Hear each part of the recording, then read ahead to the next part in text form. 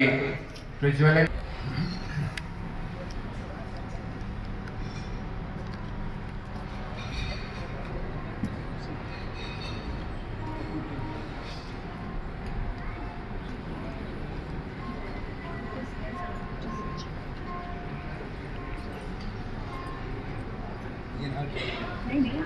हमारे आज की शाम के पार्टनर्स हैं India news, Galaxy basmati rice. तो विनोद जी के पास अगर वो आए हैं तो आगे आए। Karnal breaking news with organizing. Welcome ma'am, welcome you.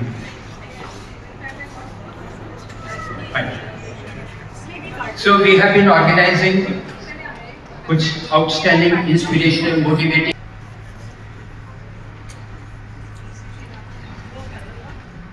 आकाश की ऊंचाई तक ले गए। ये हर बरस होता था, so much so कि इतनी कोविटेड प्रोफाइल हो गई कि उस समय के चीफ मिनिस्टर जो थे हमारे Bhupendra Singh ji Hooda. National women craft festival हमने किया लेक पे, जो कि एक हफ्ता चला, और सो मच सो कि उसके बाद वहाँ पे एक क्राफ्ट हरियाणा कल्चरल हैबिटेट जो है वो some policies have been put into practice and some policies have to be revised.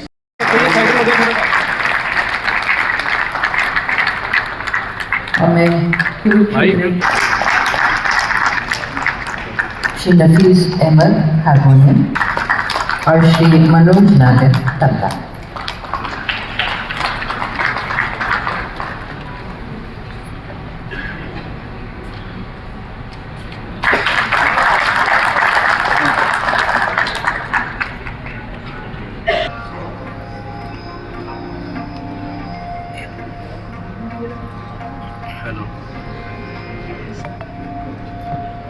आप सभी को मेरा बहुत प्यार भरा आदाब, नमस्कार। फाइन आर्ट्स के शुक्रगुजार हूँ कि उन्होंने बड़ी मोहब्बत से हमें याद किया। लेकिन करनाल में पहली बार आई हूँ। सिर्फ आकर गजल गाना नहीं है मेरा मकसद। चलो, कहीं कोई मुश्किल लफ्ज़ आता है तो उसका मतलब बताती हूँ। किसी शेर में अगर कहीं कोई मुश्किल लफ्ज़ आता है तो, ताकि आप ज़्यादा मज़ा ले सकें। जैसा कि साधना जी ने बताया, मेरी तालीम पद्मश्री श्री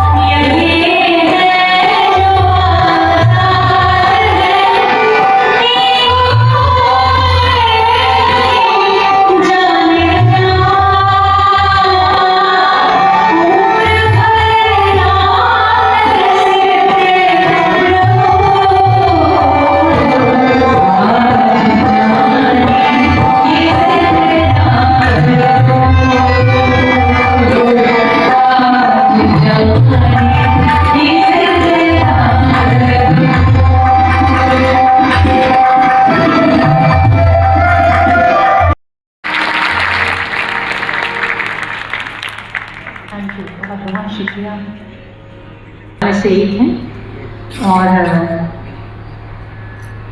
देख लो आज अभी तो मैं जवाब दूं। दिखाई दिए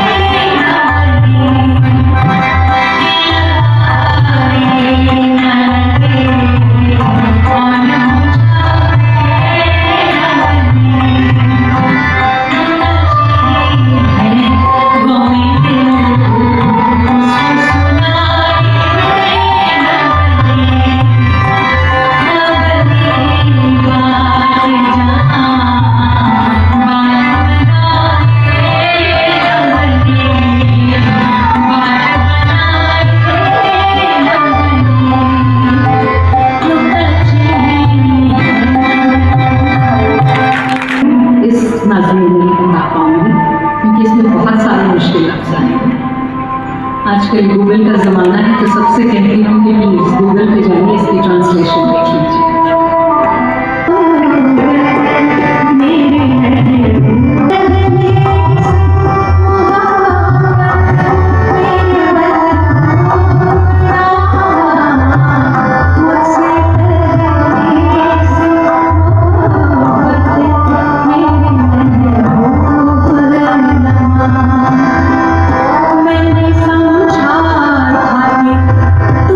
है तो दर्शन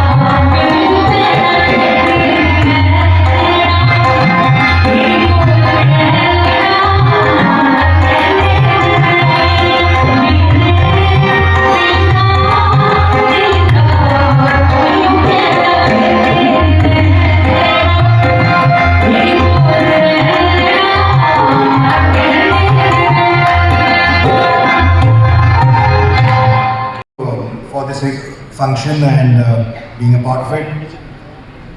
मुझे याद है मैं my mother mayor Ambala miss Shakti Rani Sharma ji, Padmashri doctor Madan Sumita Singh ji, Shri Subhash Sudha ji, MLA Thane sir, and all the senior people who are here. There are too many people, I won't take everyone's name. आप लोग काफ़ी देर से वेट कर रहे हैं, तो मैं बहुत ज़्यादा समय नहीं लूँगा. This is not a political function, so I will keep my speech very short. हीफा बहुत अच्छा काम कर रही है और बहुत देर से अच्छा काम कर रही है और बहुत दिनों बाद उन्होंने इस कार्यक्रम का दोबारा आयोजन किया है, तो मैं उसके लिए डॉक्टर पीयूष को, सबों को बहुत बहुत धन्यवाद देता हूँ. मेरे ख्याल से शायद 9-10 साल बाद ये कार्यक्रम हो रहा है और इसकी बहुत ज़रूरत है. मैं आज ही दिन में एक इंटरेक्शन कर रहा था. MIT बॉस्टन से कुछ स्टूडेंट्स आए थे, उनके साथ बातचीत हो रही थी, तो उन्होंने मुझसे पूछा कि you come from Haryana, you are from India, do you believe in spirituality, do you believe in your culture, art and heritage? तो मुझे उनको यही बताने में खुशी भी हुई और मैं यही शेयर भी आपसे करना चाहता हूँ कि आज जब दुनिया हमें देखती है तो हमारे विरसे, हमारे कल्चर, हेरिटेज, आर्ट उसके लिए देखती है, उसके लिए पहचानती है. और रिकग्निशन मेरे ख्याल से 10 साल पहले जब यहाँ पे लास्ट कार्यक्रम शायद इसी होटल में हुआ था, मेरी इस होटल की बहुत फॉन्ड मेमोरीज है. मेरी शादी भी यहीं हुई थी, तो इसीलिए I remember it very fondly. But सामने लाने का काम किया है. डॉक्टर साहब को, डॉक्टर पीयूष को मैं अच्छे से जानता हूँ क्योंकि अभी हाल ही में उन्होंने एक कार्यक्रम पंडित जसराज जी की याद में भी कराया था, जहाँ माननीय मुख्यमंत्री जी भी आए थे, and that was also very fabulous programme. So keep on doing the good work. I am not only saying this as a member of parliament, but I'm also saying this on behalf of ITV network and India News Haryana, कि प्रत्यक्ष अप्रत्यक्ष तौर पर जो भी मेरा सहयोग होगा, साथ होगा, जिस भी तरीके से मैं इस श्रृंखला में आपका साथ दे सकूं आगे बढ़ चढ़कर, मैं हमेशा आपके साथ रहूंगा. और अब मुझसे पहले आप कह रहे थे कि we are waiting for someone to help us. I am ready to help you. Whatever you need, I am ready to help you so that you can take forward the culture and the art of Haryana and put it on the national and the international map. अभी Haryana government ने भी एक बहुत अच्छी film policy बनाई है जिसमें दादा लक्ष्मी के ऊपर भी एक मूवी बनी जिसको सिर्फ राष्ट्रीय नहीं अंतर्राष्ट्रीय acclaim भी मिला. तो इस तरीके का काम अगर हम करेंगे for our people, our culture, our heritage, it will go a long way and it's actually a service to society. So please keep on doing the good work. We are there full-heartedly I'm saying it not only as a member of parliament but also as someone who runs the India News network. We will be there to help you in every step of the way. So please do that. And आपने Karnal lake का हमने mention किया. Even on that, अगर हम कुछ कर सकते हैं, we'll be more than happy to do it. I will request the Honorable Chief Minister and the government also, क्योंकि ये उनकी constituency भी है, कि उस पर भी काम करें ज़रूर. तो मैं बहुत ज़्यादा समय ना लेते हुए, बहुत विलम्ब हो चुका है, I think we should start the programme with your best wishes and thank you very much for having me here and making me a part of it. Thank you. हीफा एक लगभग 30 साल पुरानी ऑर्गेनाइजेशन है और हरियाणा में भारतीय कला और संस्कृति के प्रचार व प्रसार के लिए काम कर रही है. पिछले कुछ समय से हम लोग इनएक्टिव थे और अब उसकी दोबारा से एक बार फिर शुरुआत हुई है और हम चाहेंगे आपके माध्यम से कि इस तरीके की जैसे ये प्रोग्राम आपने आज देखा सुरमई शाम का, और उसके साथ साथ आगे भी फ्यूचर में बहुत बड़े बड़े प्रोग्राम हम लोग लेके आने वाले हैं. और हम चाहेंगे आपके माध्यम से कि आप लोग जनता और हमारे साथ हमारा पूरा सहयोग दे, जैसा कि उन्होंने आज इस प्रोग्राम में दिया, और भी बढ़ चढ़ के दे, ताकि हम आगे हमारा भी हौसला बढ़ता है आप लोगों के साथ मिल कर के काम करने का. और हम आपको विश्वास दिलाते हैं आपके माध्यम से कि हम लोग एक राष्ट्रीय स्तर पर हम लोग इसको हरियाणा की कला संस्कृति को पहुंचाने का दमखम भी रखते हैं और ये काम करके दिखाएंगे. तो हमारी कला और संस्कृति की बात कीजिए तो काफ़ी रिच है, लेकिन इसका प्रचार प्रसार आधुनिक युग में उतना नहीं हो पा रहा. इसके लिए क्या कुछ किया जाए? देखिए, मेरे सबसे पहले जो चीज़ है कि जो नहीं हो पाया उसके पीछे हमारी पॉलिसीज़ की कमी रही है. अभी तक जैसा कि आप जानते हैं कि हरियाणा को आज़ाद 66 में जब हरियाणा बना था उसके बाद से लेकर अभी तक यहाँ पर कल्चर मैपिंग ही नहीं हुई है. तो अभी तक हमें यही नहीं मालूम है कि हरियाणा में कौन कौन सी कलाएँ कहाँ पर व्यवस्थित हैं. हम लोग सिर्फ कुछ एक कलाओं के जैसे रागनी है, सांग है, इनके बारे तक हम यहीं तक सीमित होकर रह गए हैं. परंतु हमें अब समय आ गया कि हमें सबसे पहला काम जो है सरकार को करना चाहिए कि कल्चर मैपिंग करके हरियाणा की, और जितनी भी कलाएँ हैं उन सबको, जैसे अभी हमारी गवर्नमेंट कर भी रही है, फिल्म के लिए अभी तक कोई इंस्टीट्यूशन नहीं था, फिल्म इंस्टीट्यूशन भी हमारे यहाँ बन रहा है, और इस तरह से मुझे उम्मीद लगता है कि आगे आने वाला समय हरियाणा के लिए इस दिशा में स्वर्णिम होगा। जी मैम, तो रूमानियत से रूहानियत कार्यक्रम पहुँचे हैं, कैसे क्या संदेश है? देखिए, शायद दूसरे ही जहां में पहुंच गए थे उसको सुन के, तो बहुत खूबसूरती से डॉक्टर राधिका ने ये शाम प्रस्तुत की है। बहुत दिल को छू लेने वाली शाम थी। बहुत ही बढ़िया हीफा ने जो ये ऑर्गेनाइज़ किया है, मैं उनको बहुत बहुत दिल की गहराइयों से बधाई देती हूँ। तो संस्कृति और आर्ट को लेकर जिस तरह से काम किया जा रहा है, कैसे देखते हैं? देखिए, इसकी बहुत ज़रूरत है। संस्कृति और हमारी जो आर्ट है, हमारे देश की धरोहर है, इसको हमको हर फील्ड में, हर जगह आगे लाना चाहिए, और हीफा बहुत अच्छा काम कर रही है इस पक्ष में, और मैं चाहती हूँ कि बाकी लोग भी सामने आएँ और इसको और उत्साहित करें। मैं पहली मर्तबा आई हूँ, मैंने पहले भी कहा, इस बात का जिक्र किया। हरियाणा बहुत बार आना हुआ, लेकिन करनाल कभी नहीं आ पाई थी, और बहुत सुना था कि यहाँ के लोग बहुत म्यूज़िकल हैं और बहुत अच्छा सुनते हैं और बहुत अच्छे समझने वाले लोग हैं।